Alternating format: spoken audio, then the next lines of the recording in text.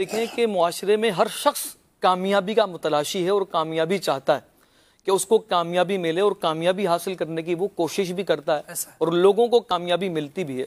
لیکن یہاں پر یہ بھی دیکھنا چاہیے کہ دنیا کے اندر کسی کو کتنی کامیابی مل جائے،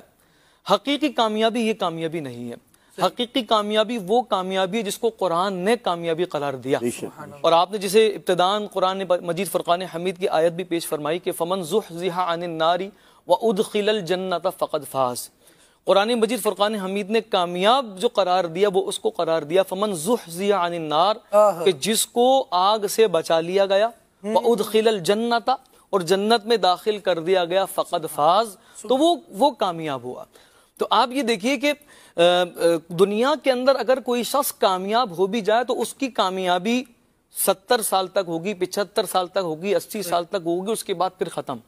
تو حقیقی کامیابی وہ ہے کہ جس کے بعد انسان پر موت طاری نہیں ہونی، اور کامیابی کا مدار قرآن پر ہے کہ قرآن مجید فرقان حمید نے جس کو کامیابی قرار دی۔ تو جب ہم قرآن مجید فرقان حمید کو دیکھتے ہیں، کامیابی کا مدار یہ ہے کہ جہنم سے جس کو بچا لیا جائے، تو انسان کو کوشش کرنی چاہیے کہ وہ ایسے اعمال کو اختیار کرے کہ جو اس کو جہنم سے بچانے والے ہیں۔ اور آپ یہ دیکھیے کہ ہم بزرگان دین کی سیرت کا بھی ملاحظہ کرتے ہیں کہ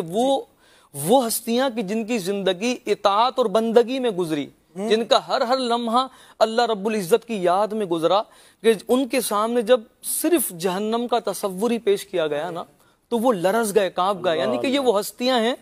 کہ جنہوں نے ساری زندگی عبادت کی، زندگی کا ہر لمحہ اللہ رب العزت کی یاد میں گزارا، مگر جیسے ہی جہنم کا تذکرہ ان کے سامنے آتا وہ لرز جاتے، کانپ جاتے۔ حضرت امیر المومنین عمر فاروق رضی اللہ تعالیٰ عنہ، آپ نے کعب الاحبار رضی اللہ تعالیٰ عنہ سے فرمایا کہ آپ ہمیں ڈر کی باتیں سناؤ۔ تو حضرت کعب الاحبار رضی اللہ تعالیٰ عنہ نے فرمایا، اے امیر المومنین، اگر اللہ رب العزت جہنم سے صرف بیل کے ناک کی برابر اگر جہنم کو مشرق سے کھول دے، اتنا بیل کی ناک جتنا مشرق سے کھول دے،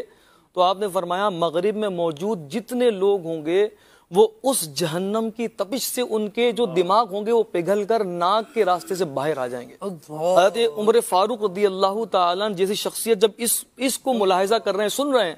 تو آپ رضی اللہ تعالیٰ عنہ پر ایک کیفیت طاری ہو جاتی ہے اور آپ خاموش ہو جاتے ہیں۔ اور اس کے بعد پھر حضرت کعب الاحبار رضی اللہ تعالیٰ عنہ سے فرماتے ہیں کہ اور مزید سنائیے۔ تو حضرت کعب الاحبار رضی اللہ عنہ فرماتے ہیں کہ اے امیر المومنین، جب قیامت برپا ہوگی اور اولین اور آخرین کو اللہ رب العزت ایک ٹیلے پر جمع کرے گا، تو فرشتے صف در صف بنا کر کے نازل ہوں گے۔ اس وقت اللہ رب العزت جبریل امین علیہ السلام کو حکم فرمائے گا، اے جبریل جہنم کو کھینچ کر کے لاؤ۔